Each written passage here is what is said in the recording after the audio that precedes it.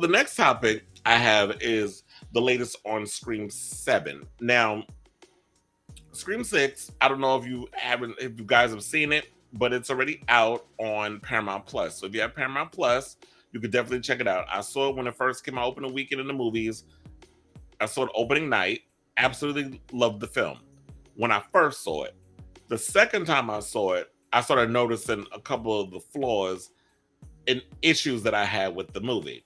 Number one, I figured out who the killer was within the first 20 minutes.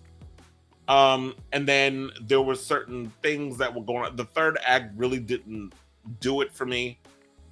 Um, there were moments in there where I actually thought it was good, but overall, I like some of these. There were some very tense, scary moments. The subway scene I absolutely loved. The scene where they're crawling on the ladder from one apartment to another, absolutely loved. So there are moments, and I'm like, it's not realistic. I don't give a fuck. It's a fucking horror movie. Like sometimes, can we just enjoy movies without everything have to be shrouded in realism? They're movies for a reason. But the word on the curb is because I know like this movie was so successful, made a ton of money without Nev Campbell being a part of the franchise. The first film in the franchise that Nev Campbell hasn't been in. I'm really hoping and praying that they bring her back for Scream 7. But I don't know, because Paramount could be in their bag and then their feelings about, well, we made so much money with with the Gen Z cast, we don't necessarily need Nev Campbell to come back. But if you want to keep the nostalgia fans, the Gen X, Gen Z, I mean Gen X and millennials who grew up with Scream, like I grew up with the Scream franchise. I was a teenager when Scream came out. Um, you want to bring Nev in there in some sort of way. And we got to stop that plot armor. Like people got to start dying in these damn movies. The only ones who shouldn't die is like these throwaway characters, like two or three people, or somebody in a damn grocery store who comes and tries to get up in Ghostface's face. That they should be the only ones getting stabbed and shot. Like we need to see, we need to that emotional impact. We need to feel it, feel it, feel it, feel it.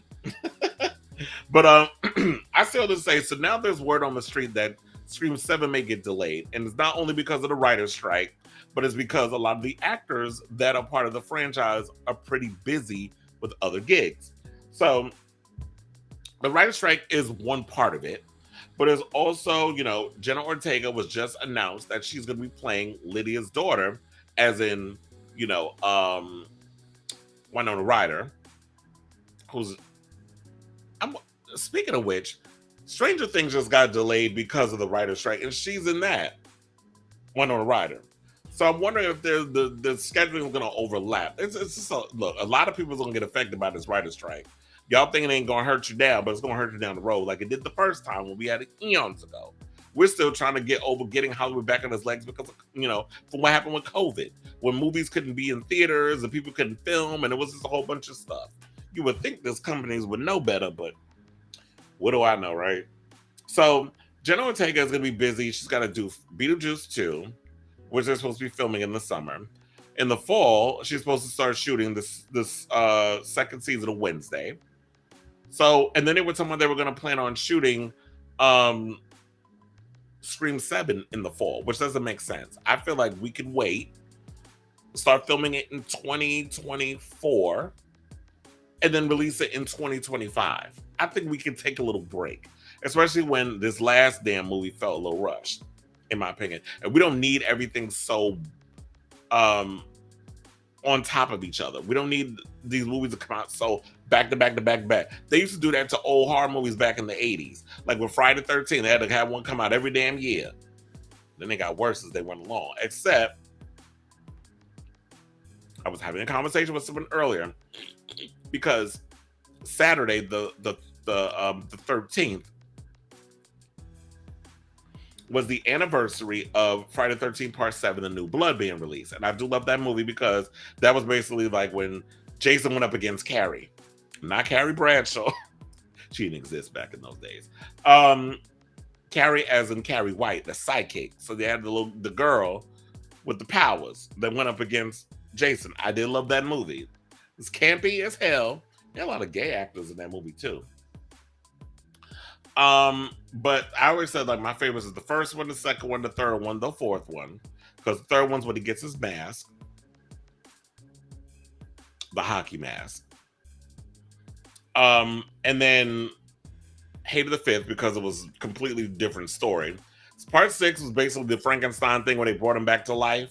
And then I love part seven. After that, the rest of the movies are trash. I do not count Jason Takes Manhattan, although Scream 7 did kind of, Scream 6, sorry, took that Jason Takes Manhattan vibe and actually, even though y'all shot in Canada, y'all, it mostly spent a lot of time with that whole New York energy, New York vibe, but I did like it. So, to get back to this story, so Jenna Ortega's gonna be busy with the movie Beetlejuice 2 and Wednesday season 2. Then you got Melissa Barrera, who, plays her sister Sam Carpenter. She's gonna be filming that movie that's about Dracula's daughter. We don't necessarily know what the name of it is, and Radio Silence is writing and directing. They're directing that film, so that's still gonna be their follow up to Scream 6. So that's what I'm actually curious to see what that movie is gonna be about. So they're gonna be busy with that. And then Jasmine Savoy Brown, who plays Mindy, she's gonna be busy with Yellow Jacket season 3. I don't know when they're supposed to start filming it. They said it was supposed to be this summer.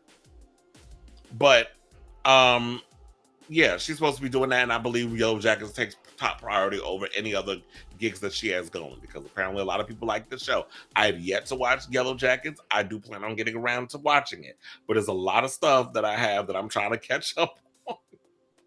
That's just like, it's hard for me to like get in and really focus and watch all these other shows. It's so many things grabbing my attention. So I always say, like, even if we can't get Radio Silence and stuff to come back, because I did like some of the stuff they did, but there was a lot of stuff in the films I didn't like that they did.